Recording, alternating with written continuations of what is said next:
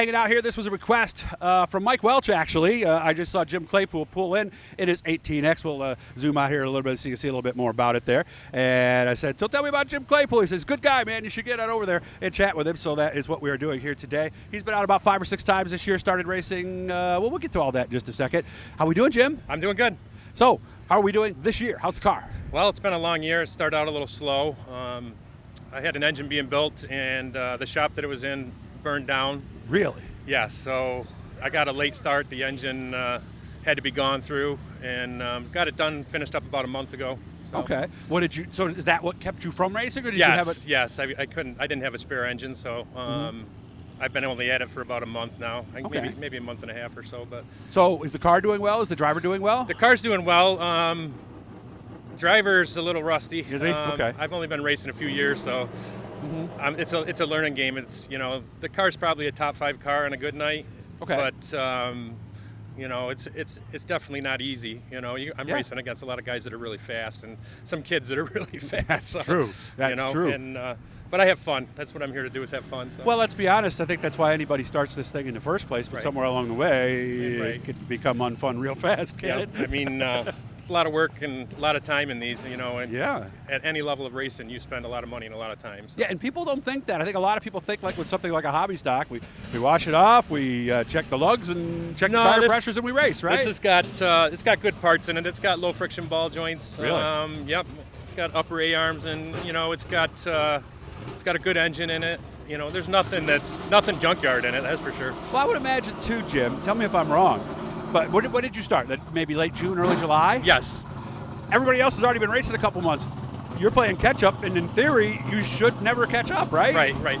Well, last year I had Derek Excel drive it a couple times. Derek finished third with the car. He was running first and got a little fender bender. I see. But I blew a motor right at the end of the last season.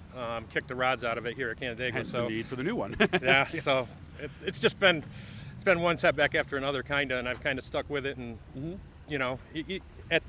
you either give up or you keep going. It's one or the other, And one thing race car drivers rarely do is give up. And I'm glad you told me that too, because I'm surprised more people don't do that. Because with your limited experience, a lot of times you don't know if it's you or the car. So I'm surprised that more people don't do what you did, put somebody in there who knows what they're doing and get their feedback. Well, that's what I did. I put him in it, and it just showed how bad I was because Derek, really? He said it was fine. He went right to the front. So. Oh, no. And that's what you didn't want to happen. Well, no, it just tells you where you stand. I mean, I'm not. I have no claim to fame. I'm not Dale Earnhart out here. It's or even my Justin father Harris, raced for years, and that's where I kind of got the blood. My father was a really good driver, and okay. Second generation driver for sure, and. I have no claim to fame. My claim is that I work very hard on the car and try to make it as best. Try to make it the best as possible, and go have fun. And I think we get caught up sometimes, as drivers in not having fun, and we take things too seriously, and people get pissed. And well, let's be honest. You have to be serious to some degree because, as I've always said, everything in your life, everything is on the line every time you go out there. So you better not half-ass it. Right. Right. And that I don't care what class you are here at Canandaigua. I can almost guarantee you these guys are working their butts off on these cars because you're not going to be competitive if you don't work hard on them. That's all there is to it. It's a lot of work. And then things happen, and you brush off the wall. You get in that crash like a couple of weeks ago. Yes, You got a lot of work to do at that point. So what was your reaction then? What was your face as you were out there watching your car go the fastest it's ever gone? I was cheering him on. Actually, okay. I would have loved to see him win.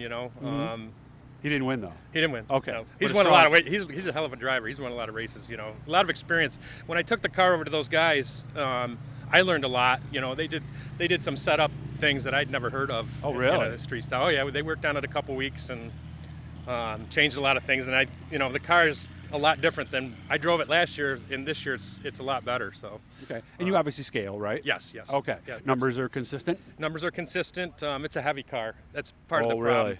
Really? I'm running against some lighter cars, and how much lighter? It's got a heavy cage. I'm about 200 over. That matters. Yeah. And you're not exactly a light guy. I'm like you're 150 on a good day. So.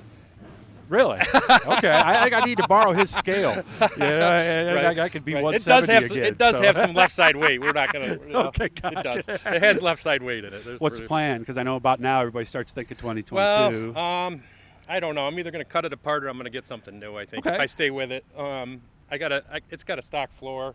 you know, big old stock heavy roof. It does have an aluminum body, but it needs to be lighter. Okay, And, so a you new know, car. when you lighten up a car like that, you can get the percentages where you want it. So, True. You know. That's true. Instead, and of course with that driver in the center too. Yeah. You know, yeah, so. exactly. Well, hey, good to talk to you. I and appreciate the Hobby the Stock interview. division. I got to thank a couple sponsors. Yeah, go ahead, man.